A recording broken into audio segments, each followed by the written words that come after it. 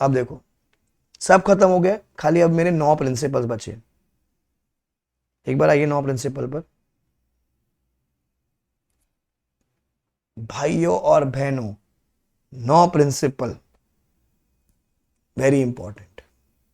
ठीक है, you can't change the order, strict है, BRSR में लिखा हुआ है। ठीक है, 9 प्रिंसिपल्स ऑफ BRSR, वहां लिखो ई शेष एपिक, ई शेष एपिक। MCQ में पहचानने को आ सकता है, नाम दे देगा, बता कौन सा प्रिंसिपल है, या प्रिंसिपल का नंबर देगा, बता कौन सा नाम अट्रैक्ट होता है। तो पहले तो आपको ऑर्डर वाइज 9 नाम याद करने हैं। अब ऐसे क्या कर रहा है, अलग ही गेम खेल रहा है, खेला हो बे तुम्हारे साथ, अंदर का मसाला भी पूछ रहा है। अब प्रॉब्लम ये कि जो मसाले हैं ना सर, पहली बार पढ़ते समझ में तो आ जाता है, पर याद भी तो करना पड़ेगा ना अभी, क्योंकि कोई ना कोई एक भी प्रिंसिपल पूछा, अब वो इसकी इच्छा है, इंकी पिंकी पिंग पोंग की, फादर एज डोंकी, कुछ भी पूछता है, कोई भी प्रिंसिपल पूछ लेता है। ठीक है, तो पहले अपन पहले नाम को याद करते, फिर कंटेंट का देखते कैसे करने का, पहले नाम याद करते। देखो, तो 9 principles are categorised into ESG components. ठीक है, environmental, social and governance, where 2 are in environment, 3 are in social and 4 is in governance. मतलब ESG के हिसाब से ही वो बनाए हुए हैं प्रिंसिपल। 2 3 4, 2 3 4, 2 एनवायरमेंट की बातें का है, 3 सोशल की बातों का है, 4 गवर्नेंस की बातों का है। 2 3 4, ऐसे बोलो 1 2 3 4, यहां पर 2 3 4 9 प्रिंसिपल है। Even though they are separate but they are interlinked to each other in some और दी अदर वे। ठीक है, सो भैया कोड है ईशेष एपिक, 2 एनवायरमेंट में है, 3 सोशल पर है और 4 गवर्नेंस पर है। ठीक है, पहले नाम याद कर रहे हैं अपन। पहला प्रिंसिपल 1 किसकी बात करता है बच्चों, ई से, एथिक्स, ट्रांसपेरेंसी एंड अकाउंटेबिलिटी। किसकी बात करेगा बच्चों, ethics, transparency and accountability, ethics, transparency and accountability. तो ई शेष एपिक। सर पहला क्या आएगा हमारा, ethics, transparency and accountability. Principal number 1 ethics, transparency and accountability. Number 2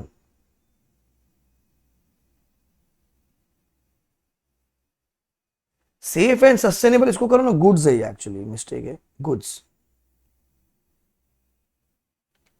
safe and sustainable goods and services, safe and sustainable goods and services. Ethics, transparency and accountability, safe and sustainable goods and services. Ethics, transparency and accountability, safe and sustainable goods and services. फिर employ का कुछ होगा, promote well-being of employees including those in value chain. Well-being of employees, well-being of employees. तो sir पहला होता है ethics, transparency, accountability. Next होगा आपका safe and sustainable goods and services. इसे क्या हो जाएगा, एम्प्लॉयज का वेलबींग, मतलब उनकी खातिरदारी कर रहे हो, उनके लिए आपने इंश्योरेंस निकलवा रखा है, पेरेंट्स के लिए इंश्योरेंस निकलवा रखा है, शादी का आप उनको लोन देते हो, जो वर्क एनवायरनमेंट है वो अच्छा है, सैनिटेशन फैसिलिटीज़ है, जो फीमेल एम्प्लॉयज़ है उनको प्रॉपर मेटर्निटी लीव है, मेल एम्प्लॉय को पैटर्निटी लीव है। तो बेसिकली एम्प्लॉयज़ के बारे में कुछ यहाँ पर पढ़ेंगे अपन आगे। फिर एस, सर नेक्स्ट आपका आ जाएगा स्टेक होल्डर का इंटरेस्ट। क्या बोलोगे वहां पर, stake holders interest.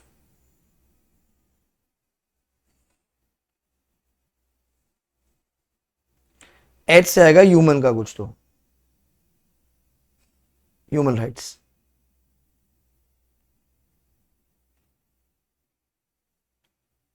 Respect and promote human rights. ठीक है, स्टेक होल्डर का interest, report for stakeholder का interest and then respect and protect human rights. तो मेरे 5 है ये। ठीक है, you can't change the order, वो यही कोड से याद करना पड़ेगा क्योंकि प्रिंसिपल स्ट्रिक्ट है। पहला ethics, transparency and accountability. S से safe and sustainable goods and services. E से एम्प्लॉयज का वेलबींग। एस से रिपोर्ट ऑन स्टेक होल्डर का interest and responsibilities. Respect for human rights, respect and promote human rights. Ethics, transparency and accountability, safe and sustainable goods and services, employees का wellbeing हो गया, report on stakeholder का interest, respect for human rights, respect and promote human rights. ठीक है, अब E से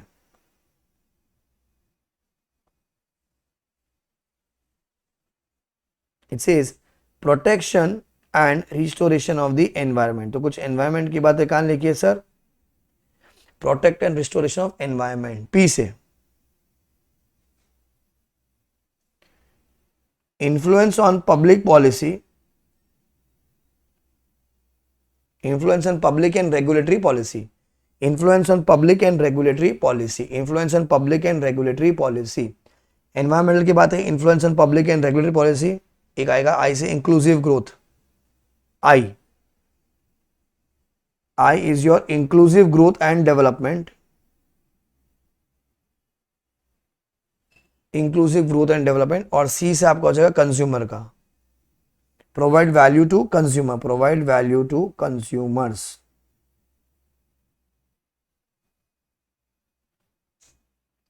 provide value to consumers, ठीक है।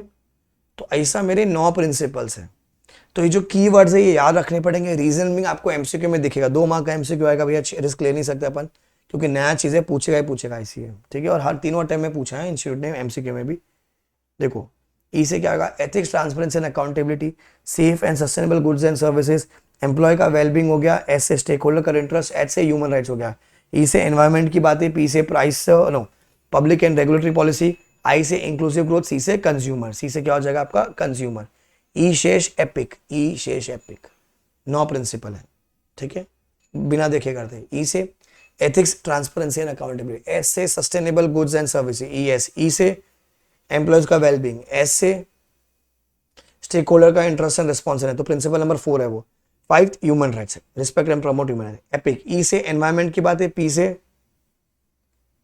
पब्लिक पॉलिसी, आई से इंक्लूसिव ग्रोथ, सी से consumer, public policy, public and regulatory policies, ठीक है।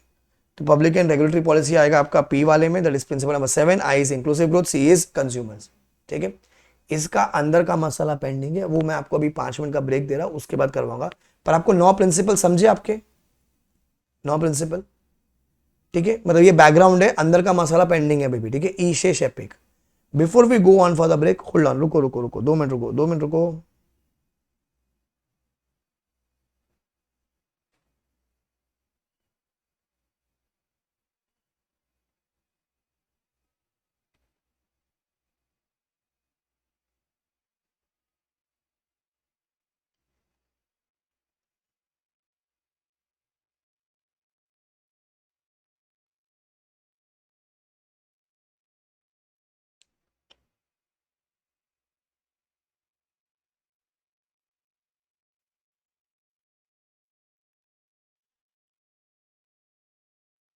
क्वेश्चन 3, 4,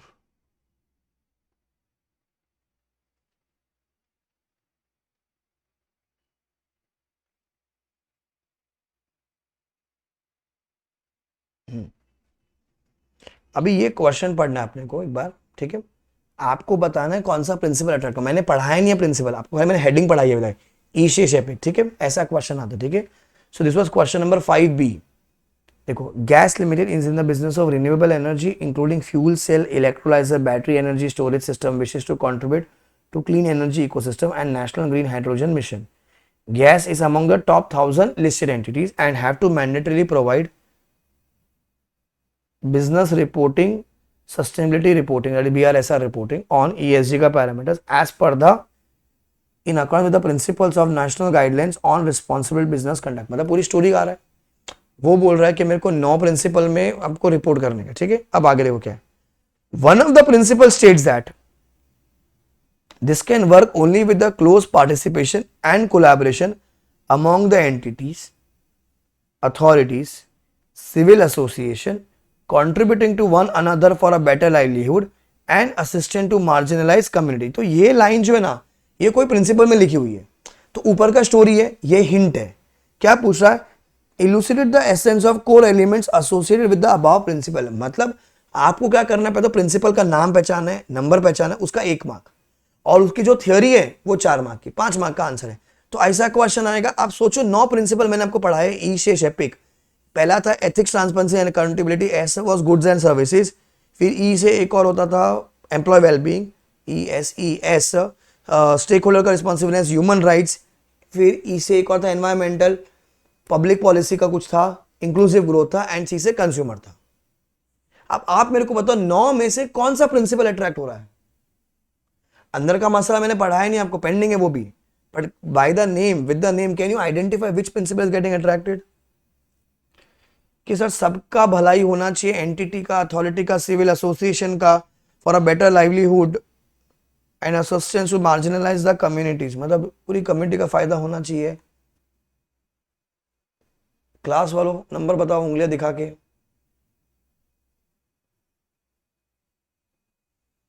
देखो एथिक्स के बारे में तो बात नहीं कर रहे ऐसा कुछ भी, बराबर। एस गुड्स की बात भी नहीं कर रहा है कुछ, एम्प्लॉयज की बात भी नहीं कर रहा, क्योंकि यहां पर वर्ड क्या है? एंटिटीज, अथॉरिटी, सिविल एसोसिएशन है। 5 6 7 9 कंज्यूमर,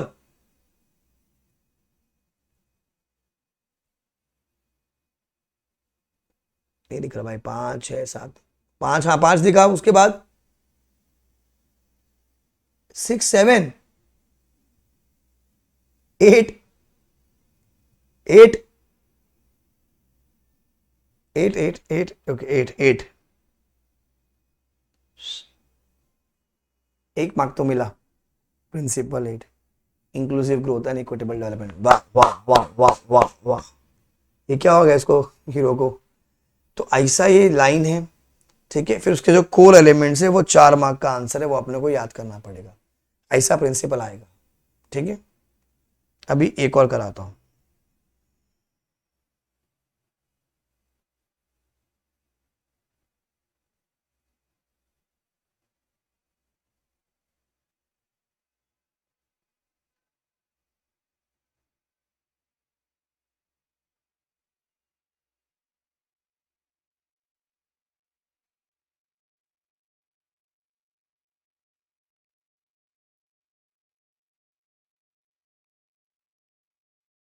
उप्स, 24 से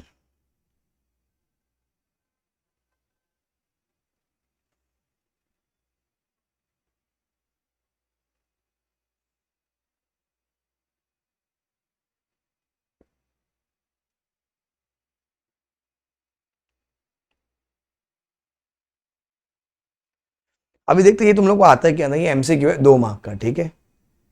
ऐसा कुछ तो है, ठीक है। नवंबर 24 का एग्जाम क्वेश्चन 2 मार्क का MCQ. Kali Limited is India's one of the largest FMCG company with a 50-year heritage in the country. In terms of compliance of reporting under BRSR for the year 23-24, CEO MD of the company reports that Kali are BRSR adheres to 9 principles SEBI framework. देखो वापस से 9 principle की बात आ रही है। While giving principle wise performance, the following core elements associated with the respective principle needs to be covered in the report. ठीक है। अब ये कुछ 4 बातें दी है लोग ने, वो क्या बोला? From the above information identify what core elements are related to principle number 9। अब देखो ऐसे क्वेश्चन आएगा। अब अगर तुमको नाम याद नहीं है तो तुमको समझेगा नौवा कौन सा है। नवंबर वाला नौवा वाला जो होता है वो कंज्यूमर का, कंज्यूमर की बात है, बराबर। अब वो बोल रहा है कंज्यूमर में से ये देख के बताओ कि which of the following needs to be covered. तो एक है 1 and 4 वाली बात है, फिर है 1 2 3 1 2 3 है, फिर है 1 3 4 1 3 4 है, फिर 2 3 4 है, ठीक है। तो आपको सो पढ़ना है, मैंने पढ़ाया नहीं नो डाउट, बट ठीक है सोचो तुम्हारे हिसाब से क्या होगा कंज्यूमर की बातें। चारों तो है नहीं मतलब ऑप्शन में, तो एक खराब है, कोई भी एक खराब है, ढूंढो कौन सा खराब है।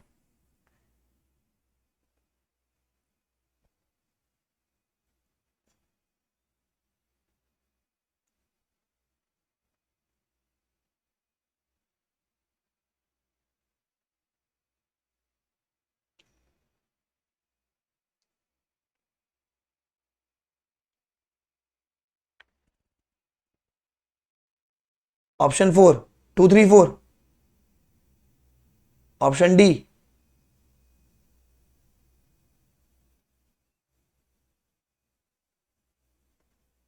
मेरे को पता है तुम लोग ने ऑड मैन आउट किए हैं, ठीक है। तुम लोग ने सब ने ना ऑड मैन आउट किए हैं।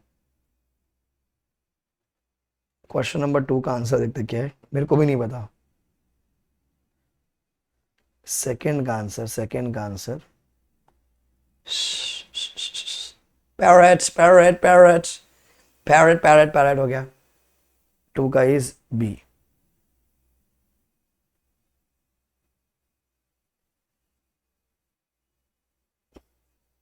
वन टू थ्री,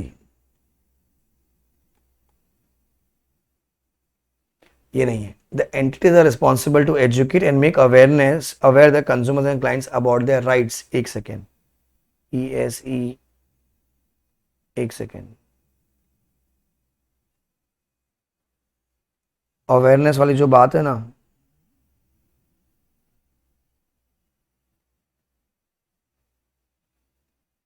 एक minute, which is in principle number I think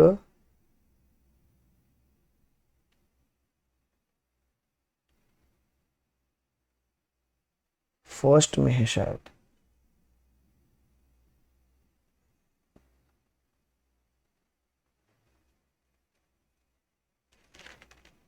no, number 2 में। The entities are responsible to educate and make aware the consumers and clients about the right. It is in principle number 2. तो भैया देखो, MCQs है इसके tough, और ये सब कुछ सिमिलर सिमिलर लगता है। पहली बार पढ़ेंगे तो नहीं समझेगा, नहीं याद आएगा, 2-3 बार पढ़ना पड़ेगा इसको, क्योंकि MCQ टफ आ रहे हैं इसके। मतलब कोई भी एक लाइन उठा के, अभी देखो लग तो रहा कंज्यूमर की बात है, कंज्यूमर की बात है तो सर प्रिंसिपल नंबर 9 में जाना चाहिए, जो कि आप लोग ने भी वही ऑड मैन आउट किया, पर ये वाली बात कहाँ थी, प्रिंसिपल नंबर 2 में थी, ये 9 में नहीं थी। तो ऐसी छोटी छोटी बातों पे क्वेश्चन आएगा, ठीक है। तो अपन ब्रेक के बाद ये 9 प्रिंसिपल आपको समझाने वाला, क्योंकि देखो क्या ये आ रहे हैं, शॉर्ट नोट भी आया है, ठीक है, प्रिंसिपल नंबर 8 भी आया है एग्जाम में, तो भैया वापस आएगा, ठीक है। So let's meet in 5 minutes, हल्का होकर आ जाइए, 5 मिनट में अपन कंटिन्यू करते हैं, सारे प्रिंसिपल्स को याद करेंगे अपन, ठीक है, 5 मिनट्स।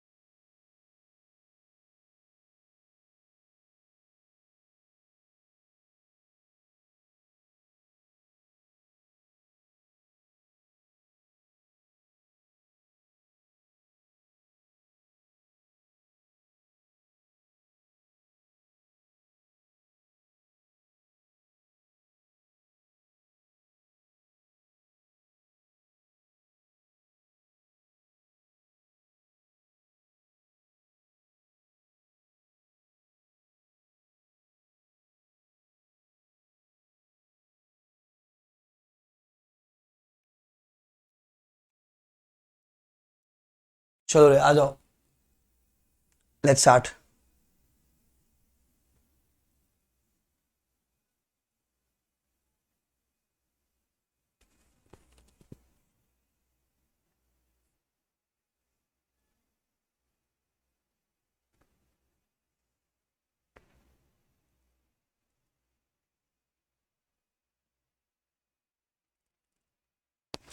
अभी देखो ऐसे कुछ क्वेश्चंस हैं, पहले वो करा दूं, बाकी वो 9 प्रिंसिपल है, खाली वही पेंडिंग रहेगा अपना। पहला क्या कह रहा है, what type of companies are required to mandatorily furnish BRSR as per SEBI circular. India में कौन सी कंपनीज को एप्लीकेबल है बच्चों? Which type of companies are required to mandatorily furnish BRSR की रिपोर्ट? सर टॉप टॉप 1000, खाली लिस्टेड कंपनी नहीं बोलोगे, आप बोलोगे top 1000 listed companies, top 1000 listed companies. किसको applicable? It is applicable to top 1000 listed company, but very soon the remaining listed company would need to comply with the provisions of BRSR। ठीक है, now what are the 9 principles? Next question, what are the 9 principles of BRSR? How are the 9 principles of BRSR link with 17 sustainable goals? अच्छा, 9 principal है अपना, code ईशेष epic, और उसका breakup है ना 2 3 4। 2 environment है, 3 सोशल है, 4 गवर्नेंस है, 2 3 4। तो ये वो क्वेश्चन है। तो इसमें क्या लिखना था अपने को? 9 प्रिंसिपल का नाम लिखना था, क्या गया? 2 is in environment, 3 is in social, 4 is in governance. Even though they are separate, they are linked to each other. Then you have to write 9 principle. E शेष एपिक। ठीक है, कोशिश करते याद करने की। देखो ई से था पहला ethics, transparency and accountability, sustainable goods and services ES। E employee का वेलबींग था, एस स्टेक होल्डर का रिस्पॉन्सिवनेस एंड उसका एक रिपोर्ट होती थी, एच से proportion and respect and promote human rights E शेष एपिक। ई से आई फॉरगॉट एनवायरमेंट, पी से public policy, I inclusive growth and development, C से कंज्यूमर, ई शेष एपिक। ठीक है, 2-3 बार पढ़ेंगे तो अपने को याद हो जाएगा पूरा। ई शेष एपिक 9 प्रिंसिपल ऑर्डर में लिखना था। अभी क्वेश्चन नंबर 3 में ना आईसीए ने कुछ तो घान कर दिया है। इसमें क्या है, क्वेश्चन है ग्लोबल ट्रेंड्स का, ग्लोबल ट्रेंड्स का। ठीक है, पर जो सजेस्टेड में जो मतलब जो मॉडल में आंसर दिया, ये लोग ने क्या किया है, ग्लोबल ट्रेंड्स का अगर आप आंसर देखोगे अपनी बुक में, देखो वो लिखा है अपन ने, वो 3 थे ना ट्रेंड्स में। If you see global trends, वो GRI ग्लोबल रिपोर्टिंग इनिशिएटिव,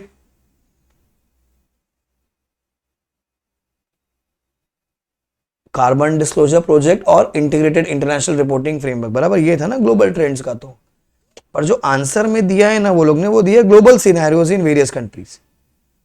तो ये मॉड्यूल में ही ये लोग ने गलत किया हुआ है। आंसर कौन सा आएगा? ट्रेंड वाला आएगा, 3 ही है, global reporting initiative, carbon disclosure project हो गया, और IIRC वाला इंटीग्रेटेड इंटरनेशनल रिपोर्टिंग फ्रेमवर्क। ठीक है, ये नहीं लिखना है। तो ध्यान रखना, क्वेश्चन बैंक में मैंने मॉड्यूल का क्योंकि कंटेंट है इसीलिए कहा, पर आंसर कौन सा आएगा? ग्लोबल ट्रेंड्स वाला का, and which is also very rare.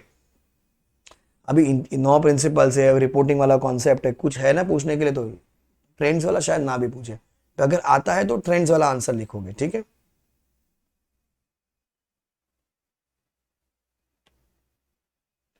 Question number 4 ये अपन कर चुके हैं। What are the 6 C of integrated reporting? So guys the code was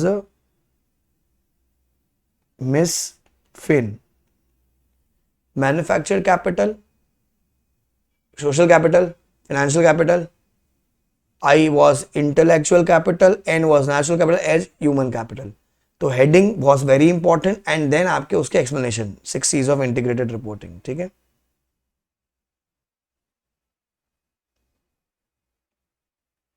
then अच्छा क्वेश्चन नंबर 5 देखो। अभी मेरे को मॉडल से नंबर बताना कौन सा आएगा। What is the methodology for providing assurance in BRSR? ये डायरेक्ट क्वेश्चन था जो एग्जाम में आया नवंबर 24 में, वो ये था, Kapil is appointed as an external auditor to provide assurance on a company का business responsibility and sustainability report. To ensure that the report's accuracy and reliability he needs to follow a comprehensive methodology that include several key steps. what methodology should Kapil follow to provide assurance on BRSR? Module का answer number last cost auditing वाला, उसके पहले वाला नहीं, वो 6 steps है ना module में।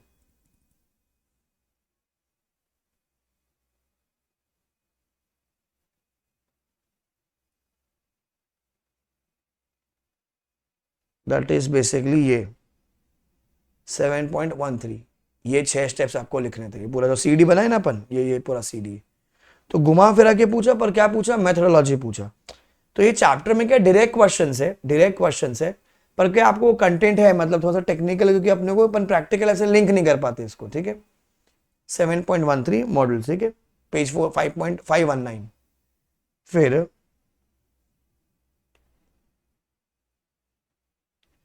चेक करो, ये पढ़े क्या अपन, व्हाट इज द ऑडिटर का roll on ESG aspects in audit of FS, पढ़े अपन ऑडिटर का रोल। कौन सा आंसर है बच्चों,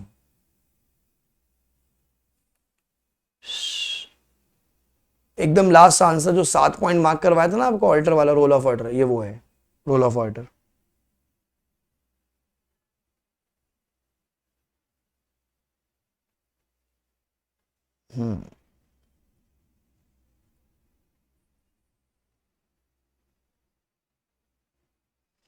क्वेश्चन नंबर 7, अब ये ध्यान से देखो। CTO Limited is engaged in the fintech business. It is a member of a few prominent industry chambers and trade associations come under mandatory purview of BRSR. The company has submitted inputs on digital personal data protection bill to concerned ministry during the year. It has submitted to one of the industry chambers during the same year certain key inputs on leveraging India digital public infrastructure for creating solution by bank and fintech together as a task force member on the subject.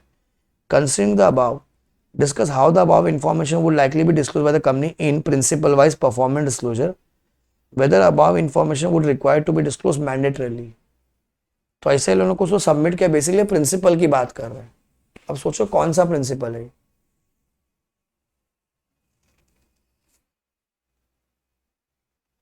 Hint यहां छुपा हुआ है।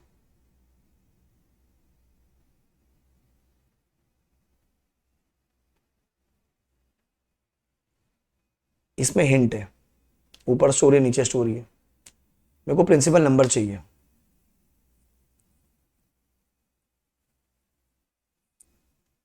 नहीं दिख रहा, बताओ कोई number. 5 तो दिखा, उसके आगे का नहीं दिख रहा है। 6 7 8 was what? 9 और कंज्यूमर इंक्लूसिव ग्रोथ। मेरे ख्याल से पब्लिक पॉलिसी होना चाहिए। आप जाके ड्राफ्ट दे रहे हो डिजिटल पर्सनल, आपने बिल दिया है, पूरी मिनिस्ट्री को दिया है, पब्लिक पॉलिसी एंड वो होना चाहिए।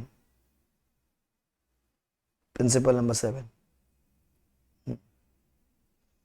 The given case highlights CTO limited engage in finance, line लिखी हुई है पूरी, ये is a member of Chamber of Commerce and Association. Such information needs to be disclosed under principle number 7, principle wise performance disclosures. Now,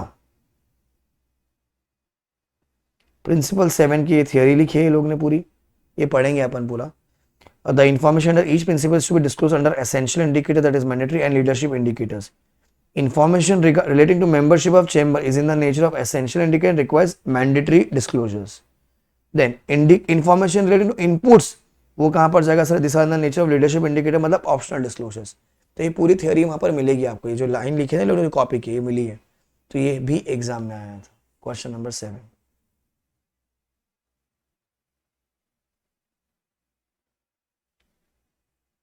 अब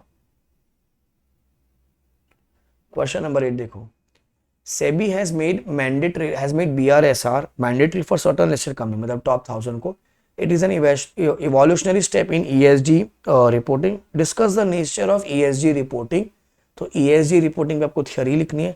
How can corporates contribute to SDGs? How can corporates contribute to SDG? तो ये जो भी अपन ने theory पढ़ाया था ना, वो रिपोर्टिंग जब करते हैं अपन क्वालिटेटिव क्वांटिटी स्टार्टिंग में, ये वो सारी चीजें, ठीक है। अब देखो इसमें क्या कहता है। ESG reporting both could be quantitative and qualitative, ये स्टार्टिंग पहले वाले आंसर में था। क्वालिटेटिव रिपोर्ट्स क्या करती है, कंपनी की पॉलिसी और स्ट्रेटेजी को बताती है, वाइल क्वांटिटेटिव क्या बताती है, metrics and key performance indicators, अपन ने इंपॉर्टेंट भी मार्क किया है, link to each area in order to measure progress against goals and reports on achievement, ठीक है। Now naturally a mix approach of both qualitative and quantitative will add maximum value to the quality of disclosures. तो ये आ गया पहला part ESG reporting के बारे में। फिर वो क्या बोलते हैं, how corporates contribute to SDG के गोल्स। आपको पता होगा 17 SDG के गोल्स है हमारे। UN member states adopted SDGs to provide a blueprint which mention SDGs. They recognize ending poverty and other deprivation must go in hand in hand with strategies that improve health, education, reduce inequality. तो ये सब theory लिखनी है अपने को यहाँ पर, and spur the economic growth while tracking climate change and working to preserve our oceans and forest. Corporates can contribute to SDG due to the capacity to provide solution necessary for meeting SDG. Companies can lead in innovation and contribute to achievement of sustainable development goals. आपको गाना गाना था, companies contribute कर सकती है SDG के लिए innovation के थ्रू, क्लाइमेट रिस्क रिड्यूस करने के थ्रू। तो ये थ्योरी था। तो ये एक नया अलग क्वेश्चन है, आई थिंक ये RTP MTP से उठकर आया होगा क्वेश्चन नंबर, एग्जाम क्वेश्चन नहीं था ये।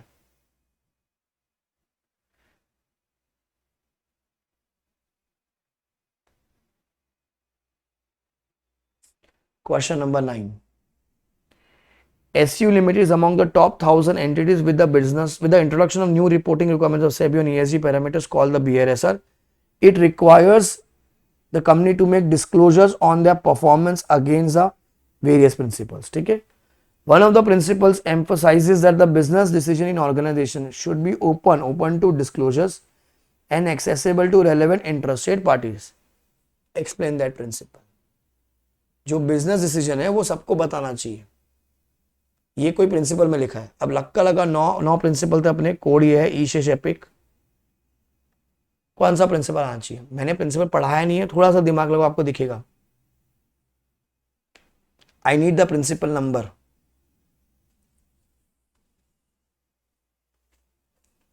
One of the principal emphasis the business decision in organization should be open to disclosures and accessible to the relevant interested party. मतलब आपको वो बताना पड़ेगा, आपको डिस्क्लोज करना पड़ेगा। तो आप कह रहे हो स्टेक होल्डर का इंटरेस्ट आया, 1 2 3 4 स्टेक होल्डर का इंटरेस्ट, और सोहम कह रहे हैं नंबर 1, राइट सोहम? नंबर वन है answer. Ethics, transparency and accountability, ये जो वर्ड है ना ओपन टू डिस्क्लोजर, आपको बताना पड़ेगा, accessible to relevant interested parties, ठीक है। It is number 1, ethics, transparency and accountability. पढ़ेंगे अपन वो ट्रांसपेरेंसी के कॉन्सेप्ट को, तो आपको बैठ जाएगा दिमाग में, ठीक है। I am just trying to कि आपको आइडेंटिफाई हो रहा है कि नहीं वाला प्रिंसिपल्स, ठीक है। क्योंकि अब ये डिस्क्रिप्टिव में आ गए, वापस से सेम प्रिंसिपल तो रिपीट नहीं करेगा। देखो 1 आ गया, 7 आ गया है, 1 आ गया था, और यहाँ पर अपन ने पढ़ा था 7 ना, हाँ 1 और 7। तो 1 और 7 वापस से आने के कम चांस है, पर हाँ 1 और 7 के जो ये लाइन है ये लोग सेम लाइन्स MCQ में भी यूज कर सकते हैं अपने को, ठीक है।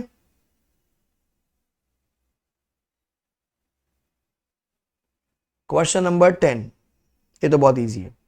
Sukaran Limited, a leading textile manufacturing company, has been facing criticism from its employees, तो बहुत easy है, regarding various workplace concerns.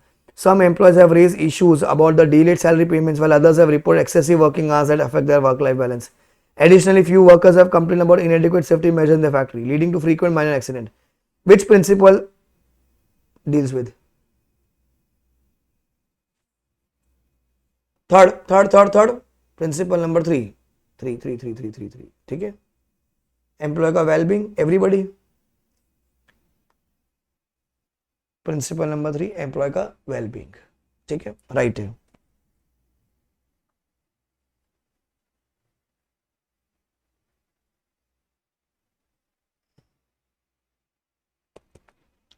सो 1 3 7 आ चुका है। Pink Limited is a leading manufacturing company, is expanding its operation globally. However, the company has received multiple complaints from the stakeholders. Okay, hold on, regarding misleading advertisement and lack of transparent grievance redressal mechanism. As a part of the BRSR compliance, which principle is of the company required to adhere to? The principle emphasizes engaging with and providing value to consumer responsibly and transparently. What are the key consumer protection aspects that Pink should follow? कौन सा principal है? बहुत सारी problem है यहाँ पर। यहाँ पर इन्होंने स्टेक होल्डर वर्ड भी यूज किया है, ये लोग यहाँ पर कंज्यूमर भी बोला है, वहां पर एडवर्टीजमेंट मतलब गुड्स एंड सर्विसेज भी हो सकता है। सो 2 भी हो सकता है, 4 भी हो सकता है, 9 भी हो सकता है, सोचो कौन सा आएगा। सर 2 क्यों कह रहे हो आप? ई एस एस में क्या था यहाँ पर, वो सस्टेनेबल गुड्स एंड सर्विसेज, तो एडवर्टीजमेंट बोला ना उसने, वो मिसलीडिंग एडवर्टीजमेंट है, शायद वो भी हो सकता है। स्टेक होल्डर इंटरेस्ट तो स्टेक होल्डर भी हो सकता है, कंज्यूमर तो सर कंज्यूमर भी हो सकता है। तो 2 4 9 में कंफ्यूजन है।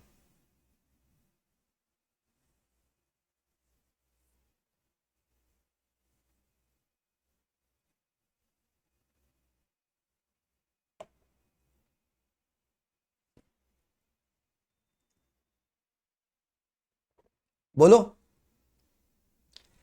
स्टेक होल्डर का इंटरेस्ट तो 4 तो नहीं आना चाहिए मेरे ख्याल से, क्योंकि स्टेक होल्डर में तो वो बाकी भी बातें करेंगे, यहाँ पे तो कंज्यूमर की बात है, तो या तो गुड्स वाला है या तो 9 है, मतलब 2 है या फिर 9 है। What are you choosing guys, class वालों? 2 कि 9? 9 चेक करें, 9 है क्या? 9, प्रिंसिपल नंबर 9 खत्म। So we have questions on principle number 1 3 7 9, 9 में से 4 पे क्वेश्चन 1 3 7 9, मतलब ये जो आंसर है ये है इंपॉर्टेंट, ये प्रिंसिपल याद करने पड़ेंगे। एमसीक्यू में आया तो थोड़ा पहचानने को बाद आ गया आपको। डिस्क्रिप्टिव में एटलीस्ट नाम और नंबर तो बराबर लिख दोगे, अगर अंदर का नहीं लिख पाए एटलीस्ट नाम और नंबर तो बराबर लिख दोगे, समझा आपको? सो चैप्टर इज ओवर, आ जाइए खाली अभी 9 प्रिंसिपल्स पर। और जो इंक्लूसिव ग्रोथ है वो 8 एग्जाम में आ गया था, 8 एग्जाम में आ गया था। तो आई थिंक ये सारे प्रिंसिपल मैं आपको समझा दूंगा आज, ये हो जाएगा अपना भी।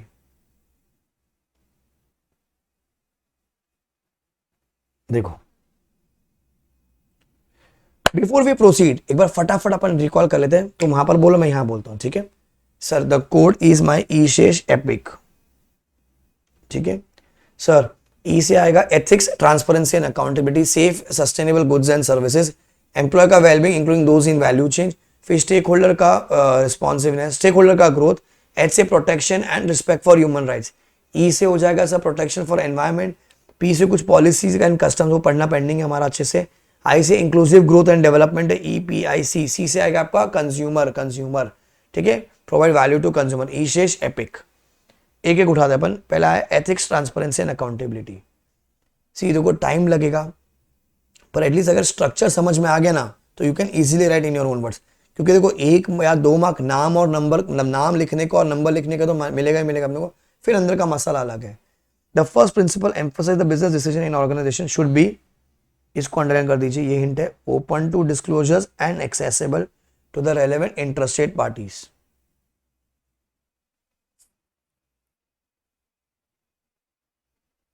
देन क्या कहता है सर, द एंटिटी का governing structure should develop the policies and procedures, ठीक है, कि भैया विच वुड फोकस आप on their offices factories and work is ensuring that the ethics is not compromise. जो आपके सिद्धांत है उसूल है सर वो बिल्कुल भी कॉम्प्रोमाइज नहीं होने चाहिए सर। आपकी जो पॉलिसी है वैसी होनी चाहिए कि भैया आप अपने फैक्ट्री ऑफिस वर्क एरियाज को आप ढंग से करेंगे and it will not compromise your ethics. The information relating to the policies procedure and practice along with the performance should be made available to stakeholders. मतलब आपने क्या किया, इसको डिस्क्लोज कर दिया ना कि जो भी आपकी पीपीपी है, पीपीपी मतलब पॉलिसी प्रोसीजर प्रैक्टिसेस, आपने क्या कर रखा है, आपने वो स्टेक होल्डर्स को डिस्क्लोज कर रखा है। Sir more care should be taken for transparent disclosure, कोई भी डिस्क्लोज करो पर ट्रांसपेरेंटली डिस्क्लोज करो। The entities in the value chain, sir value chain का मतलब सप्लाई चेन मैनेजमेंट हो गया, डिस्ट्रीब्यूशन में होता है ना वेंडर्स, वो सब should also be encourage to adopt this principles by the governance structure. So भैया जो हमारी वैल्यू चेन में उनको भी फॉलो करने, सभी स्विगी है तो स्विगी में रेस्टोरेंट वाला भी आ गया, स्विगी में डिलीवरी वाला भी आ गया, ये सब वैल्यू चेन के लोग हो गए, तो इनको भी एथिक्स फॉलो करना है। The entity should proactively respond to outside entities that violate the 9 principles. This include the suppliers, distributors, subcontractors, regulatory officer that में engage with the business concern, ठीक है। तो ये 5 बातें लिखी हुई, अगर आपको 4 भी याद है ना, नाम और नंबर लिखा, आपको समझ में आ जाएगा, ठीक है। सो ये बात करते हैं एथिक्स की, ट्रांसपेरेंसी की, डिस्क्लोजर की, एथिक्स की, ट्रांसपेरेंसी की, डिस्क्लोजर की। सर पहला क्या है वो कहता है सर इनका जो पीपीपी है, पीपीपी मतलब सर पॉलिसीज प्रोसीजर प्रैक्टिस, ऐसा होना चाहिए कि where ethics is not compromise, so that PPP sir should be available to the stakeholders. Sir कैसे डिस्क्लोज करना है आपको, वो ट्रांसपेरेंटली डिस्क्लोज करना है। तो ethics is not compromise, number 2 it is available to stakeholders, number 3 transparently disclose किया गया है, number 4 the entities in the value chain should be encourage to adopt this principles by promoting what governance structure, कि भैया जो अपने value chain में जो लोग हैं उनको भी ये फॉलो करना चाहिए, उनको भी ये फॉलो करना चाहिए। तो मेरा पहला प्रिंसिपल हो गया ethics, transparency and accountability. Clear now, ये एग्जाम में आया हुआ है। Number 2,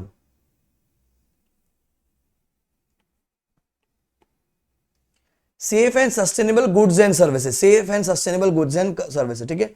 the entity should make sure that उनका जो goods and services and the operation result in what sir, better life for consumers and end users. अब जैसे अगर वो सिगरेट, अगर आप देखो वहां पर लिखा है smoking is injurious to health, बराबर, ठीक है। फिर अगर दारू है, alcohol consumption is injurious to health, वहां लिखा हुआ है ना, वहां पर दवाई लोगे तो वहां पर इंस्ट्रक्शन लिखे हुए होते हैं ना, keep away from children, stay store in a cool place और अ ड्राई, ऐसा लिखा होता है ना, सनलाइट से मत रखो वहां पर, तो ये इंस्ट्रक्शन लिखे होते हैं ना। अच्छा, प्लस आपको अपने अवेयरनेस, अपने जो कंज्यूमर उनको अवेयरनेस भी देनी है। अगर आप देखोगे लेस का पैकेट या कोई भी एफएमसीजी के प्रोडक्ट्स होते हैं, उसके पीछे अगर आप टर्न करोगे एमआरपी के ऊपर वो लिखे होते हैं ना कि if you have any complain, आपका राइट है, हमें कंप्लेन कर सकते हो, हमें कुछ दिक्कत है आप लिख सकते हो। आप देखो हमारे इंग्रेडिएंट्स भी लिखे होते हैं, क्योंकि वो मैंडेटरी किया हुआ है सरकार ने वहां पर। इंस्ट्रक्शन कैसे उसको यूज करना है, कोई भी अगर बॉटल है, कोई कैसे खोलनी है, कोई भी प्रोडक्ट है, वहां पर प्रॉपर इंस्ट्रक्शन होते हैं। तो बेसिकली यहाँ पर क्या हो रहा है कि भैया वो बॉक्स खोलने से पहले, थैली फाड़ने से पहले उसके इंस्ट्रक्शन वहां पर होने चाहिए। मतलब एक कंपनी को क्या करना है, अपनी कंज्यूमर को अवेयरनेस देनी है। क्या देनी है अपने को, अवेयरनेस देनी है, ठीक है। अब देखो, the entity should make sure that उनका जो गुड्स है, service and their operation result in what, better life for consumers and end users. Now the essence of core elements associated with the second principle is, क्या है देखो, when a product is designed by the entity, उनका जो production method है and जो technology है, it should be design in such a way that, आप क्या कर रहे हो sir, you are minimizing the resource usage to make it sustainable. वही आज कम यूज करने का, सो दैट आगे वालों के लिए भी बचेगा, अरे वो निब्बा निब्बे के लिए बचेगा। To minimize the resource usage to make it sustainable. Point number B पे एग्जाम में क्वेश्चन था, मैंने आपको बता ही दिया है। Entities are responsible to educate and make aware the consumers and clients about their right. ये कंज्यूमर वाले में नहीं लिखा है, ये नंबर 2 में लिखा है, 9 में नहीं लिखा है, नंबर 2 में लिखा है। The entity should take measure to reduce the over exploitation of the nature resource by consuming sustainability and encourage method for reduce, reuse and recycle of the resources। अगर आप बिस्लरी की बोतल देखोगे उसमें लिखा होता है ना रिसाइक्लेबल, और स्क्रैप में अगर बेचोगे तो 80 पैसा या 1 रुपया पर केजी मिलेगा। वहां पर लिखना वो मैंडेटरी है, क्यों, क्योंकि जो बड़ी बड़ी कंपनीज है उनको तो मैंडेटरी है, टॉप 1000 वालों को तो 3 ही बातें हैं बच्चों। पहला, आप क्या बोलोगे, the entity should design the product in such a way that they are minimizing the resource usage to make it sustainable. Number 2, entities are responsible to educate and make aware the consumers and clients about their rights। ठीक है, वो instruction देने का। तीसरा, अच्छा, entity should take measure regarding the over exploitation of nature का resources by following methods like क्या, reduce, reuse and recycle, reduce, reuse and recycle. आप देखो थैली पे भी लिखा होता है आजकल प्लास्टिक है, इट इज रिसाइकलेबल, बराबर, वो मैंडेटरी किया हुआ है वो लोग ने। सो पहला था ethics, transparency and disclosure, second था कंज्यूमर का, sorry, safe and sustainable goods and services. तीसरा, एम्प्लॉय की वेलबींग। क्या बोलोगे आप इसको, एम्प्लॉय का वेलबींग। अब एम्प्लॉय का वेलबींग मतलब चाइल्ड लेबर आप रख नहीं सकते, वहां पर टाइमलाइन बराबर होनी चाहिए। आप अगर कोई फैक्ट्री जा गए होंगे कभी ऑडिट करने के लिए, तो ध्यान देखना, जब आप फैक्ट्री के गेट में घुसते हो ना, तो इमीडिएटली मतलब 100 मीटर्स के अंदर एक बोर्ड होता है, 100 मीटर्स के अंदर एक बोर्ड होता है जहां पर पूरा इंस्ट्रक्शन लिखा होता है कि हमारे यहाँ मेल फीमेल एम्प्लॉयज है, चाइल्ड लेबर नहीं है हमारे यहाँ, हमारी वर्क शिफ्ट यहाँ पर ये है, हमारा वीकली हॉलीडे ये है। क्योंकि एक एक्ट है factories act 1948, I think, I may be wrong on the year, factories act, उसमें मैंडेटरी किया हुआ है कि फैक्ट्री में घुसे 100 मीटर के अंदर एक बोर्ड होना चाहिए, ठीक है। तो एनटीटी के पास एक सिस्टम होना चाहिए जहां पर वर्क लाइफ बैलेंस है एम्प्लॉयज का, वहां पर वेजेस, कॉम्पेंसेशन, बोनस आप उनको टाइमली दोगे वहां पर।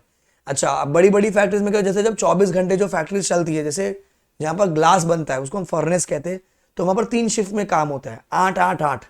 सो एक शिफ्ट खत्म होती है, एक शिफ्ट जाती है। तो ये क्या बोल रहा है, the third principle relates to the initiatives of an entity that are taken for the benefit of employees from the point of view of the dignity, health and wellbeing. इसको सर्कल कर दीजिए, employee, dignity, health and wellbeing.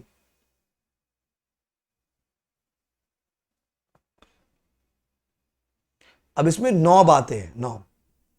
The entity should ensure that all the regulatory requirements regarding employees are consent. Sir regulatory requirements कौन सी होगी? Gratuity की, bonus की, जो भी होती है ना, एम्प्लॉय कॉन्ट्रीब्यूशन, एम्प्लॉयर का कॉन्ट्रीब्यूशन, पीएफ काट के डिपॉजिट करो। बॉम्बे में, महाराष्ट्र में अपने पीटी कटता है 200 रुपया पीटी, अगर आपको पता होगा तो, बराबर। तो जो भी रेगुलेटरी रिक्वायरमेंट्स है सर वो आपने कंप्लाई कर रखी है। Number 2, the entity should respect the dignity of the employee as a human being and should not restrict the freedom of associations, unions and other participatory mechanism.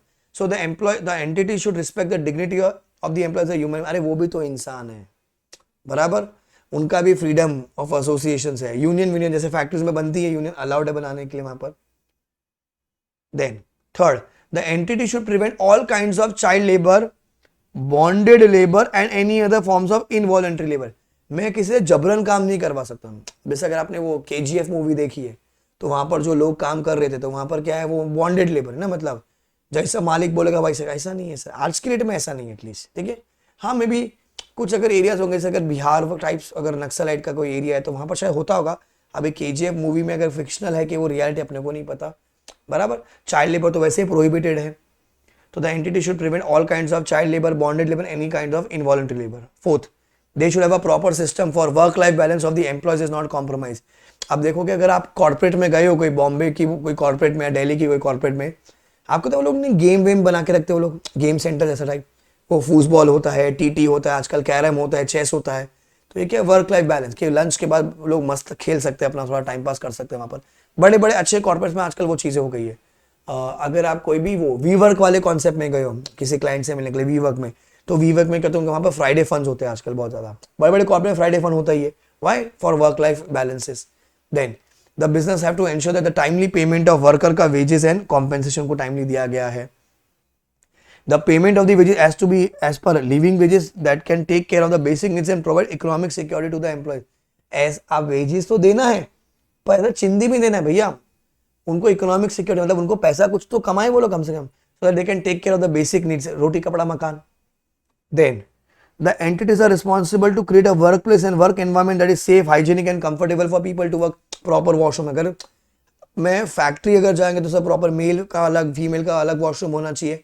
फिर एक concept होता है, उसको हम कहते हैं क्रैश। फीमेल एम्प्लॉय होते हैं तो अगर कोई फीमेल एम्प्लॉय ने बेबी को बर्थ दिया है, कोई बेबी बॉर्न हुआ है उनका, तो उनको जहाँ पर वो लोग फीड कर सकते हैं, तो फैक्ट्री में ये बनाना जरूरी है, मैंडेटरी है वहाँ पर, तो क्रैश होना चाहिए वहाँ पर। ये सब फैक्ट्रीज एक्ट में लिखा हुआ है। The skill development, career development, training of the workforce is another responsibility. भैया आपको ट्रेनिंग देनी है उनको। The creation of work place should be free from harassment. आपको पता होगा ना आजकल posh sexual harassment, mental harassment है, ठीक है। And violence is also responsibility of the entity. तो सब ये मेन वो लेबर की बात करता है, ठीक है। देखो पहला क्या कह रहा है सर, रेगुलेटरी रिक्वायरमेंट्स पूरी करनी है आपको। Number 2, dignity of the employee as a human being आपको प्रोटेक्ट करना है उसका। They should prevent all kinds of child labour, bonded labour, involuntary labour. They should have a system for work life balances. Then उनको आपको living wages देने so that they can take care of the basic needs. You have to create a work environment और work place in such a way which is safe, hygienic and comfortable. Then proper training development देना है आपको उनको, and it should be free from harassment and violence, ठीक है। तो 8 से 9 point है, मतलब 5-6 भी लिखोगे तो भी हो जाएगा। पहला है मेरा ethics, transparency and disclosure. Second है मेरा सस्टेनेबल गुड्स एंड सर्विसेज। तीसरा है ESE, एम्प्लॉय का wellbeing, those in value chain, including those in value change. चौथे में तो 3 ही पॉइंट है बच्चों। स्टेक होल्डर का interest and responsiveness, stakeholder का इंटरेस्ट एंड रिस्पॉन्सिवनेस। सर यहां पर स्टेक होल्डर कौन होंगे? सब shareholder, media, government, trade union, सब लोग यहाँ पर, ठीक है। हमेशा ध्यान रखना आपको उनका इंटरेस्ट भी प्रोटेक्ट करना है। The concept of interested party और stakeholder to a business has been a point of discussion in all the regulatory and voluntary systems that relate to management system of any organization, be it related to quality environment, occupational health and safety of workers. इसको underline करो, quality environment, occupational health and safety of workers. अब देखो, अब अभी थोड़ा सा tough होने लग जाएगा आपको डिफरेंस समझना पड़ेगा। The entities have to be transparent. अब जैसे अगर आप ये वर्ड देखते हो तो आपकी बातें चलते सब प्रिंसिपल नंबर 1 आना चाहिए, नहीं। आगे लाइन देखो, the entities have to be transparent and communicate with stakeholders about the impact of their operation and business decision on the people and the nature. मतलब स्टेक होल्डर को आपको क्या करना है, बताना है कि भैया इंपैक्ट ऑफ देयर ऑपरेशन, जो बिजनेस डिसीजन है उनका लोगों पे क्या फर्क पड़ रहा है, ठीक है। The policies decision and the impact of the operations of the entity to the stakeholder have to be disclose transparently. तो स्टेक होल्डर को अगर डिस्क्लोजर की बात आती है तो प्रिंसिपल नंबर 1 में नहीं है, वो प्रिंसिपल नंबर 4 में है। वापस मैं बोलता हूं, अगर स्टेक होल्डर की ट्रांसपेरेंसी की बात आती है, डिस्क्लोजर की बात आ रही है, तो वो प्रिंसिपल नंबर 1 में नहीं है बच्चों, वो क्या है वहां पर, वो प्रिंसिपल नंबर 4 में है। तो स्टेक होल्डर को सर्कल करके रखो, ये आपका हिंट है। ट्रांसपेरेंसी डिस्क्लोजर स्टेक होल्डर के लिए कहां लिखा है, प्रिंसिपल नंबर 4 में लिखा हुआ है। और खाली ये क्या बोल रहा है कि ऑपरेशंस का क्या इंपैक्ट आ रहा है वो डिस्क्लोज करने के, बार बार वही बोल रहे हैं। The entities have to systematically determine the context of their operation and identify their interested parties, and the entity should fairly share the benefit to the stakeholders और give an opportunity to them to benefit from the operations in an equitable manner. So आपको क्या करना है, benefits क्या करना है, उनको share करना है stakeholder. Word stakeholder word use होगा तो प्रिंसिपल नंबर 4 है। ट्रांसपेरेंसी डिस्क्लोजर वर्ड यूज होगा पर स्टेक होल्डर भी यूज हो रहा है। ट्रांसपेरेंसी डिस्क्लोजर स्टेक होल्डर के लिए तो प्रिंसिपल नंबर 4 है। खाली ट्रांसपेरेंसी डिस्क्लोजर कंपनी को डिस्क्लोज करना है, प्रिंसिपल नंबर 1 में जाएगा, ठीक है। प्रिंसिपल नंबर 5, अब ये बात करेगा ह्यूमन राइट्स। मूवीज में आपने देखा होगा, कोड़े मार के काम करवा रहे हैं, ठीक है। हेल्दी एनवायरनमेंट नहीं है, मतलब पंखा नहीं है फिर भी काम करवा रहे हैं। जैसे माइनिंग जो कंपनीज होती है, कोल माइनिंग वाली जो कंपनीज होती है, उसमें जो वर्कर्स अंदर जाते हैं, ठीक है, ऑब्वियसली जो लोग कचरा साफ करते हैं, जो गटर साफ करते हैं, तो उनका प्रॉपर वैक्सीनेशन, ठीक है। आपकी पॉलिसी प्रोसीजर्स, मतलब वो 3P, पॉलिसी प्रोसीजर प्रैक्टिस ऐसी होनी चाहिए जो ह्यूमन राइट्स को प्रोटेक्ट करे बेसिकली, ठीक है। द एंटिटी शुड हैव, देखो, the concept of human rights is a vast topic that covers variety of violence and belligerent abusive abuses faced by the people. It refers, इसको circle कर दीजिए, human right issues that happen directly or indirectly to the operation of business. Human right issues. छोटा सा principal, ये भी 3 ही बात है इसमें भी। पहला point, the entity should have a clear understanding के लिए human rights and various ways by which human rights can be violated from the perspective of Constitution of India, national laws and international bill of human rights. So entity should have a proper system, ठीक है, so that by which the human rights are not violated from the perspective of Constitution of India, national laws and international bill of human rights. So entity should have a clear understanding of the human rights and various by which human rights are not violated from the perspective of 3 चीजें, Constitution of India, national laws and international bill of human rights.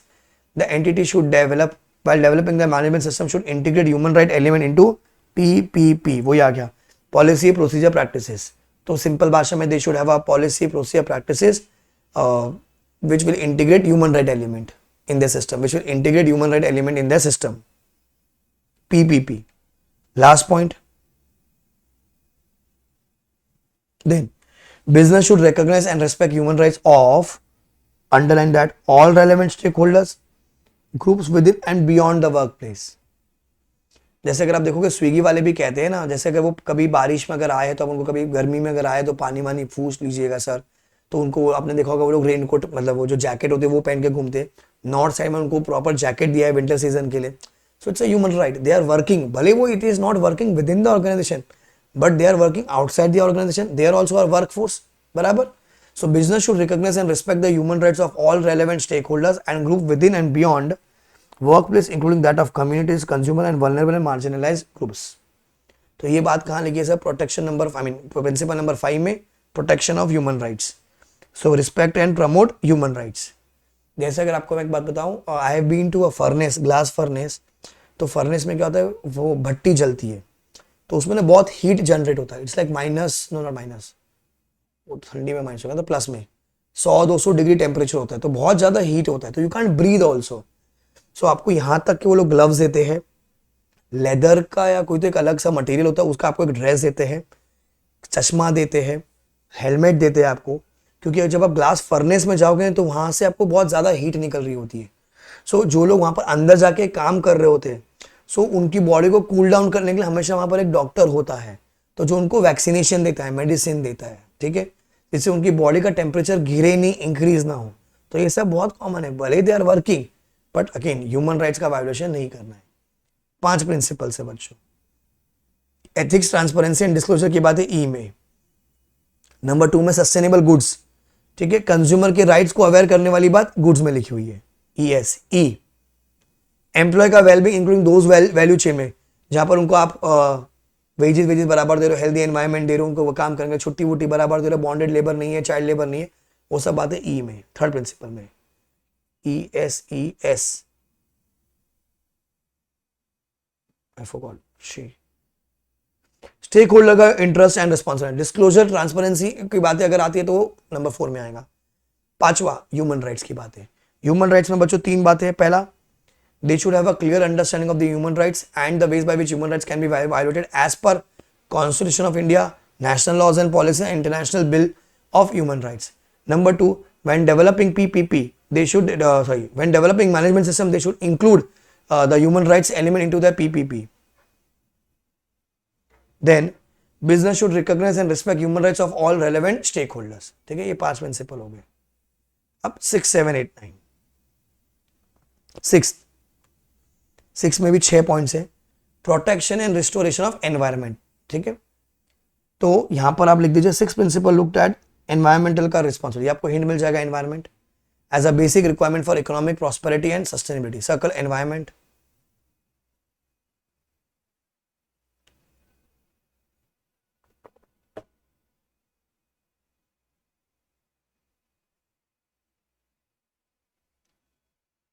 क्या कहता है sir, the entity should have PPP, वापस से वही policies, procedure, practices, कोई बार बार common मिल रहा है। To assess and rectify the impact to the environment, this would cover the whole life cycle of the product. आपके प्रोडक्ट की वजह से क्या इंपैक्ट आ रहा है वो आपको समझना है। The entity should have PPP, policies, practices, procedures in place to assess and rectify the impacts on the environment because of the product, ठीक है। The entity should make use of natural and man-made resources in an optimum manner to ensure the sustainability. Sustainability मतलब वही future वालों के लिए use होना चाहिए।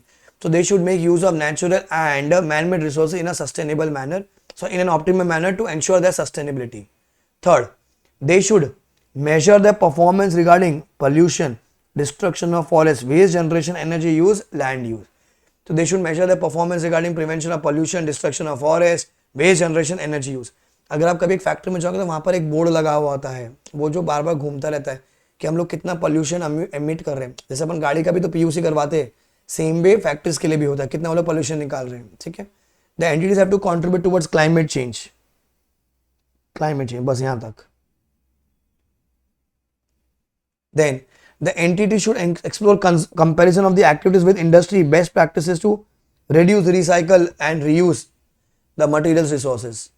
And last में they should find out the ways to improve their performance towards environmental responsibility. तो पहला है PPP, to assess and rectify impacts to the environment. Number 2, they have to understand, they have to make use of natural man-made resources in optimum manner to ensure its sustainability. फिर उनको क्या करना, अपनी performance major करने regarding pollution, destruction of forest, land use, energy use. फिर they have to contribute towards climate change. They should have a policies जिससे क्या हो सकता है, वो reduce, reuse and recycle कर सकते हैं अपने मटेरियल्स को, and they should look out for the ways to improve their performance towards various environmental responsibility. तो सारी एनवायरमेंट की बातें कहां लिखी है बच्चों, प्रिंसिपल नंबर 6 में लिखी हुई है। Principle number 6, 6 point. 7th, ये भी एग्जाम में आया हुआ है, influence and public and regulatory policy. अब इसका मतलब देखो क्या होता है, बेसिकली आपने देखो ना बहुत सारे चेंबर्स होते हैं। चेंबर का मतलब बहुत सारे ग्रुप होते हैं, जैसे यूनियन टाइप्स, रिक्शे वाले को एक होगा, गाड़ी वाले को होगा, अपने एक चेंबर ऑफ कॉमर्स होता है, चार्टर्ड अकाउंटेंट सोसाइटीज है। तो अगर अपने को जैसे अभी होगा, तुम अभी आर्टिकलशिप में देखोगे ना कि अभी ड्यू डेट आ गई है, ठीक है। अभी इंडिया में क्या होता है, जैसे टैक्स ऑडिट की ड्यू डेट है, अब ये बढ़वानी है, मतलब ये फॉरवर्ड करवानी है, आगे लेके जानी है, एक्सटेंशन चाहिए। तो जितने भी ये जो फोरम्स होते हैं, जो चेंबर ऑफ कॉमर्स है, चार्टर्ड अकाउंटेंट सोसाइटी है, ये लोग क्या करते हैं, इनकम टैक्स को एप्लीकेशन करते हैं, काहे के लिए, पूरी बिरादरी की भलाई के लिए। सेम वे वो कोई अगर पॉलिसी आनी है, कोई चीज आनी है, उसको हमको आने वाली है, हमको उसको अगेंस्ट जाना है, हमको उसको नहीं चाहिए कि वो आए, तो पूरा पता है वो यूनियन बना के लोग लड़ाई करते हैं सरकार के साथ। तो ये क्या, influence and public and regulatory policy. तो कोई अगर गवर्नमेंट कुछ रूल लेकर आ रहा है जो आपके फेवर में नहीं है, तो क्या होता है, लोग अकेले तो अपन कर नहीं सकते, तो पूरा झुंड अपना इकट्ठा होकर वो करता है। So it is across all the business, across all the communities. The 7 principles of influencer policy formulation positively recognize that business operates within the framework of statutory and legislative policies. Sir statutory और legislative मतलब compulsory policies of the governing authority. जैसे income tax के लिए income tax की बातें हैं, ठीक है। जैसे जब जीएसटी आया था लोगों ने क्या किया था, जो जीएसटी की जितनी भी ऑर्गेनाइजेशन है, लॉयर वॉयर, वो सब ने अपना ग्रुप बना के क्या क्या लड़ाई किया था, पर इवेंचुअली सरकार उसको लेकर आ गई। तो ये बोल रहा है कि अगर कोई पॉलिसी आ रही है तो आप उसके फेवर में अगर बात करना चाहते हो या अगेंस्ट में बात करना चाहते हो, जो कि कंपलसरी है आपके लिए, स्टैट्यूटरी एंड लेजिस्लेटिव है, मतलब लॉ के थ्रू आई है और कंपलसरी है, किसी अथॉरिटी ने बोला है, ठीक है। तो प्रिंसिपल नंबर 7 में लिखे सारी बातें, देखो क्या है।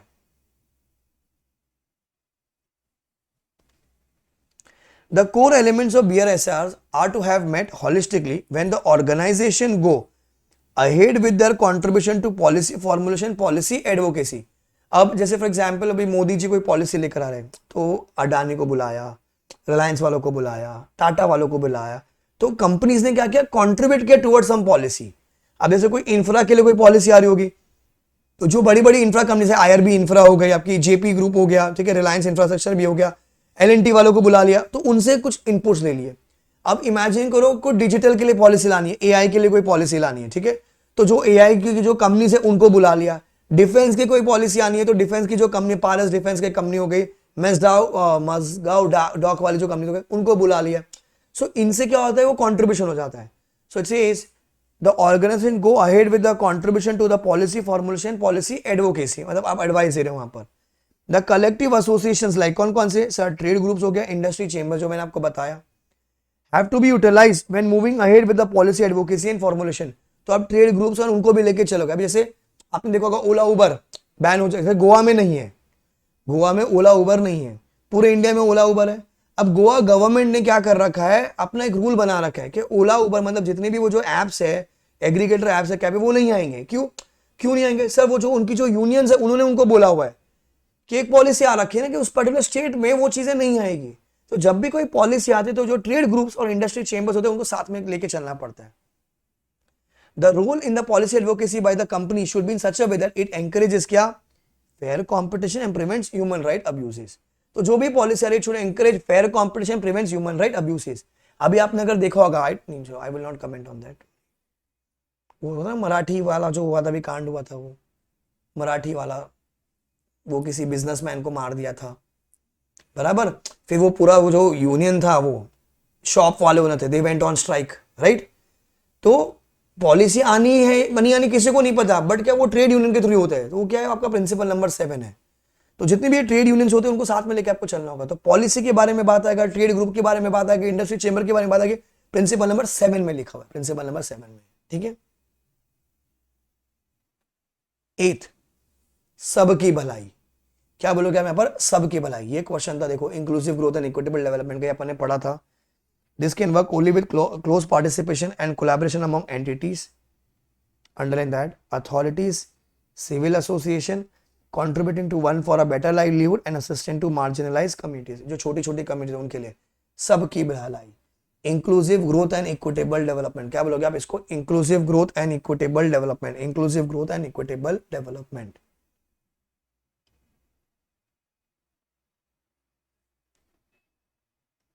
Then the entity should have a system in place to identify and address the impact of their activities on social, cultural, economic aspects of the people. This includes business related issues like land acquisition हो गया, use and construction activities for new facilities. अब जैसे गुजरात है, जामनगर है, ठीक है, जामनगर में अगर वो प्लांट आया तो ऑब्वियसली लैंड एक्वायर किया होगा, अपने मूवीज में देखा होगा ना, फैक्ट्री बनाने के लिए लोग लैंड एक्वायर करते हैं, तो उनको क्या फायदा मिल रहा है, आपको जॉब मिलेगी, आपको शहर जाने की जरूरत नहीं है, आपको सब कुछ यही मिलेगा, प्लस वो लोग कुछ ना कुछ एक्टिविटीज करते रहेंगे, उनको कॉन्ट्रीब्यूट करते रहेंगे वहां पर। तो ये सब टीयर 2 टीयर 3 में बहुत कॉमन है। So the entity should have a system in place to identify and address the impact of activities on किस पे, social, cultural, economic aspects of the people.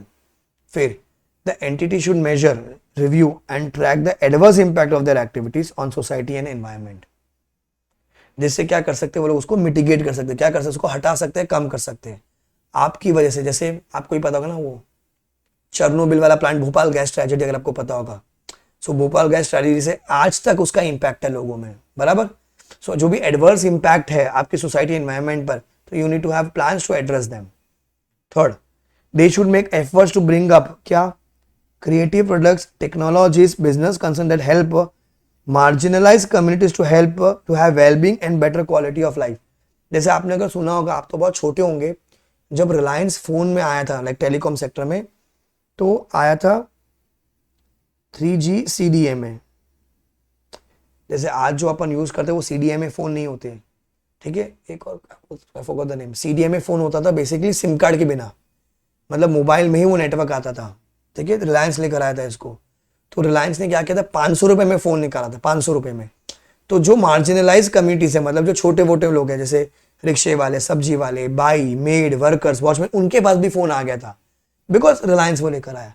फिर जब फोन आया तो फिर कॉल रेट भी महंगे थे, तो रिलायंस में जियो लेकर आया, जियो में वो फ्री लेकर आया। तो they came up with creative products, technologies and that helps the marginalise community, जो छोटे लोग होते हैं उनकी मदद हो जाती है। Fourth, entity should have CSR activities, should review the local and regional development priorities. जैसे कोई भी महाराष्ट्र की कंपनी होगी तो उनका फर्स्ट प्रायोरिटी होगा कि मैं महाराष्ट्र के लोगों को कुछ कंट्रीब्यूट करूं। ऑब्वियसली आप पूरे इंडिया में CSR कर सकते हो, बट जो लोकल आपने CSR का अगर रूल पढ़ रखा है तो वहां आपको सिखाया गया होगा कि CSR में लिखा गया आपको फर्स्ट प्रायोरिटी कहां देनी है, लोकल में देनी है आपको। Then the entity should take care to ensure that the business induce displacement और relocation of community does not happen. Any unavoidable cases should make sure to have mutually agreed, participative and informed negotiation to provide fair compensation to the affected people। जैसे एक area था, वहां पर मेरे को factory establish करनी है, तो लोगों को मेरे को वहां से उठाना पड़ेगा। जब मैं लोगों को वहां से उठाऊंगा तो उनको कहीं ना कहीं तो मेरे को जगह देनी पड़ेगी वहां पर। तो अपने मूवीज में देखोगे ना, बहुत सारी जो साउथ की मूवीज होती है वो लोग लैंड एक्वायर करते हैं फार्मर्स को मार मार के, बराबर। तो वो सब नहीं करना है आपको, एंड प्रॉपर नेगोशिएशन हुई है, उन्होंने अपना लैंड दिया है, आपने उनको या तो जॉब सिक्योरिटी दी है, आपने उनको घर भी दिया हुआ है, ठीक है। Last point, all forms of intellectual property, traditional knowledge should get the deserved respect from the organization, and effort should be made sure to ensure that the benefits derived from knowledge are shared equitably। तो किसी का आप कोई research programme लेकर आए हो, किसी के कोई आप रिसर्च लेकर आए हो, कोई पेटेंट आया है, कोई कॉपीराइट चीज आई है, तो उसका जो बेनिफिट है वो सबको मिलना चाहिए। तो सबकी भलाई is all called as principle number 8, inclusive growth and equitable development. Inclusive growth and equitable development, ये थोड़ा सा टेक्निकल है, अलग आंसर है, बाकी सब was easy. That is principle number 8। 9, consumer. तो एक बात को ध्यान रखना, कंज्यूमर में एक पॉइंट है, कंज्यूमर को राइट के लिए अपने को अवेयरनेस क्रिएट करनी है। ये बात प्रिंसिपल नंबर 9 में नहीं लिखी हुई है, ये लिखी है प्रिंसिपल नंबर 2 में। कंज्यूमर को अपने राइट की अवेयरनेस देनी है, वो कहां लिखी है बच्चों, प्रिंसिपल नंबर 2 में लिखी हुई है। Provide value to the consumer in a responsible manner. क्या कहता है, the primary purpose of any business to create और provide useful products and services in exchange with profits. एक हाथ से दो, एक हाथ से लो। अब जो कंज्यूमर से पैसा ले रहे हो, आप उनको क्या दोगे, वैल्यू दोगे। जैसे ओला उबर आया, उन्होंने क्या दिया अपने को, कन्वीनियंस दिया। भैया टैक्सी वाले नहीं रुकते थे ना, रिक्शे वाले नहीं रुकते थे, मोबाइल पे घर बैठे आप ऐप यूज करो। अच्छा, स्विगी जोमेटो आया, रेस्टोरेंट वाले से समझ नहीं डिलीवरी कब हो रही है, हाँ मैं भेज रहा हूँ, स्विगी जोमेटो पे आप ट्रैक कर सकते हो, वैल्यू दी उन्होंने, ठीक है। इमेजिन करो कोई फोन आप जाके खरीदते हो, तो फोन से आप लोगों से बात कर सकते हो, आपने पैसा दिया। जस्ट बिकॉज एक कस्टमर मेरे को पैसा दे रहा है, कंज्यूमर मेरे को पैसा दे रहा है, इसका ये मतलब मैं उसको एक्सप्लॉइट करूं। क्या करने का, अपने को प्रोवाइड करने, क्या, यूजफुल प्रोडक्ट एंड सर्विसेज। क्योंकि आप हेडिंग देखो क्या लिखी है, अवेयरनेस नहीं है वहां पर, क्या लिखा है, provide value to the consumer है। तो यहां से आपको हिंट मिल जाएगा, value to the consumer, provide value to the consumer. पहला, entity should put in their efforts to reduce the negative impact of their products and services on, किस पे, कंज्यूमर पे, एनवायरमेंट पे, सोसाइटी पर। हमेशा पॉजिटिव इंपैक्ट ज्यादा होना चाहिए। When conceptualizing, designing and marketing their products, the organization should not in any manner prevent the freedom of choice and fair competition। जैसे अगर आप देखो, कोई भी कंपनी दूसरी कंपनी की बुराई नहीं करती, अगर बुराई करती है तो उन पे केस हो जाता है। जैसे अगर आपने कोई एयरटेल और सैमसंग, सॉरी एयरटेल नहीं, एप्पल और सैमसंग का बहुत लैंडमार्क केस है, यूएस में हुआ था। सैमसंग ने क्या किया, उनकी डिजाइन को चोरी की, प्लस नेगेटिव एडवर्टाइजमेंट की, केस हो गया उनके पर। सेम वे एरियल और टाइड का, एरियल और टाइड का भी बहुत लैंडमार्क केस हो रखा है। रिलायंस पर लोगों ने केस कर रखा है, ठीक है। कॉम्पिटिशन एक्ट में सिखाया जाता है सारे केसेस, ये सब लैंडमार्क केसेस है। सर, लोग थम्सअप भी खरीद सकते हैं, पेप्सी भी खरीद सकते हैं, कोक भी खरीद सकते हैं, ठीक है। लोग लेज भी खरीद सकते हैं, बालाजी भी खरीद सकते हैं। तो there should be freedom of choice and fair competition. धंधा करो पर गंदा मत करो, ठीक है। The entity should transparently accurately disclose all kinds of adverse impact to the user, planet, society and biodiversity from the product. तो ऊपर क्या बोलता है, they should reduce the negative impact, इधर क्या बोलता है, they should disclose the adverse impact, वही नेगेटिव इंपैक्ट्स, ठीक है। तो similar similar, reduce the negative impact, disclose the impact. Then while handling customer data, the right to privacy of the customer, अभी देखो ये भी यहां पर लिखिए, right to privacy of the customer needs to be maintain. अपन बोलते हैं ना I agree to the terms and conditions, बहुत जगह पर क्लिक करते हैं। अपन ने फोन नंबर दिया तो इसका ये मतलब नहीं कि फोन नंबर आप हर जगह शेयर कर दोगे, करते हैं वो लोग ऐसे तो, पर ऐसा लिखा हुआ है कि आपको शेयर नहीं करना है। Then entity should inform the customers on the safe and responsible ways of usage, reuse, recycling, disposal of the product and ways to eliminate over consumptions. तो ये भी आपको अवेयरनेस देने के कैसे इसको यूज करना है। Crush the bottle after use, Bisleri की बॉटल पे लिखा होता है proper instruction, crush the bottle after the use, principle number 9।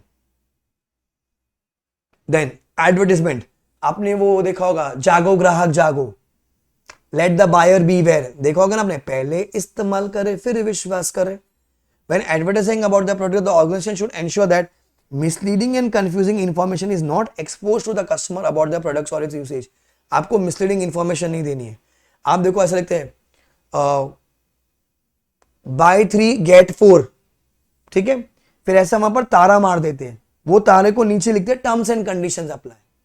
देखा होगा आपने, क्योंकि वो रूल बोला गया कि आपको प्रॉपर प्रॉपर अवेयरनेस क्रिएट करनी है अपने प्रोडक्ट के बारे में, आपको मिसलीडिंग एडवर्टाइजमेंट नहीं देना है। Then business enterprise should make available, वापस से आ गया word, transparent and accessible grievance, यहां पर क्या बोला उसने, grievance, grievance, redressal and feedback management system for the customer to raise their voices. हर प्रोडक्ट के पीछे आप देखोगे कस्टमर केयर की हेल्पलाइन, जितने भी एफएमसीजी प्रोडक्ट सब में तो होती है वहां पर, ठीक है, कस्टमर केयर हेल्पलाइन। तो ट्रांसपेरेंट वर्ड से कंफ्यूज मत होना, ये क्या बोलते हैं, ट्रांसपेरेंट एक्सेसिबल ग्रीवियंस, कि आपको दुख है, आपको बात करना है, तो आप ये नंबर पे आप कॉल लगा सकते हो। Then entities when the is business of providing essential goods and services, ओ भाई साहब, सर फिर से गुड्स एंड सर्विस आ गया, तो प्रिंसिपल नंबर 2 है, नहीं प्रिंसिपल नंबर 9 है। Entities when in the business of providing essential goods and services like utilities, दूध, सब्जियां, ठीक है, रोटी कपड़ा मकान बेसिकली, ठीक है, should enable universal access including those who service have been discontinued for any reason in a non discriminatory and responsible manner. मतलब आप कास्ट, क्रीड, रिलीजन पे बाइफर्केशन नहीं कर सकते हो, जो बेसिक नेसेसिटी है, दूध हो गया, सब्जी हो गया, वो सबके लिए इक्वल ट्रीटमेंट होगा। It should have a universal access, ऐसा नहीं कि खाली आप प्रेफरेंस वालों को ही दोगे, या किसी को पैसे वालों को ही दोगे, या गुजराती को ही दोगे, महाराष्ट्र, ऐसा नहीं हो सकता सर, ऐसा बिल्कुल नहीं हो सकता। They should have a universal access. तो देखो गुड्स एंड सर्विसेज की बातें भी यहां पर है, पर अगर वो बोलता है यूनिवर्सल एक्सेस, तो कहां है, प्रिंसिपल नंबर 9 पे। गुड्स एंड सर्विसेज की जो बातें वहां पर, वो क्या बोलता है बच्चों, सी प्रिंसिपल नंबर 2 एंड 9 में बहुत बार कंफ्यूजन होता है। प्रिंसिपल नंबर 2 क्या बोलता है, सस्टेनेबल, सेफ एंड सस्टेनेबल, कि वो क्या बोलता है, पहला आपको क्या करना है, आपके मेथड्स एंड टेक्नोलॉजी ऐसे डिजाइन करने कि आप रिसोर्स की यूजेज मिनिमाइज करोगे। आपको क्या करना है, एजुकेट एंड अवेयर करना है अपने कंज्यूमर को, over exploitation of natural resources नहीं करनी है। तो ये 3 बातें 2 में है, तो 2 को अच्छे से याद करो, बाकी सारी कंज्यूमर की बातें 9 में है। ये 3 को याद कर लो 2 में, बाकी सारी कंज्यूमर की बातें कहां, 9 में है। समझा आपको, ये आपके 9 प्रिंसिपल्स हैं। क्लियर, चलो एक बार फिर से एक बार दोहरा लेते हैं, फिर अपन नोट्स बाद में लिखेंगे। ई शेष एपिक, ठीक है, ethics, transparency, accountability, safe and sustainable goods and services, employee के वेल बीइंग की बातें यहां लिखी है, स्टेक होल्डर के इंटरेस्ट में 3 ही बातें यहां पर लिखी हुई थी, ह्यूमन राइट्स की बातें एच में लिखी हुई है, एनवायरमेंटल में 6 बातें वो कहां लिखी है, ई वाले में लिखी है, public and regulatory policy very important, ये थोड़ा टेक्निकल था, इंक्लूसिव ग्रोथ थोड़ा टेक्निकल था, सबकी भलाई यहां लिखी है, कंज्यूमर अवेयरनेस की बातें यहां लिखी, provide value to the consumer C में लिखी हुई है। प्रिंसिपल नंबर, नाम इंपॉर्टेंट, अंदर का मसाला इंपॉर्टेंट, पिछले 3 अटेम्प्ट में से 2 अटेम्प्ट में नंबर्स ही आए हैं, आई मीन प्रिंसिपल ही पूछा इंस्टीट्यूट ने। क्लियर हो गया, समझा आपको, चैप्टर इज ओवर, ठीक है। नोट्स की बातें वो अपन कल लिखेंगे, आज नहीं लिखेंगे अपन। आई थिंक 13 पेज है, कुछ मैं होमवर्क दूंगा कल आपको, कुछ मैं आपको लिखवाऊंगा।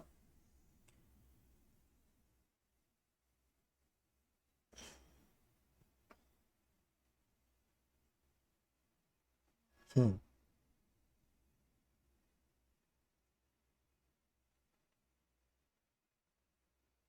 13 साइड्स है, ठीक है। चलो, tomorrow we will start with the new chapter guys. हम लोग कल शुरू करने वाले हैं इंटरनल ऑडिट, इंटरनल ऑडिट, ठीक है। Tomorrow we are starting with internal audit. जो नोट्स है वो अपन फिर कल लिखेंगे, कैसे करें मैं आपको कल बताता हूं, कूल है। चलो बाय। तो एक और चैप्टर आपका खत्म हो गया। इंटरनल ऑडिट भी छोटा, आई थिंक 2 दिन में खत्म हो जाएगा आपका। Cool, bye guys, take care.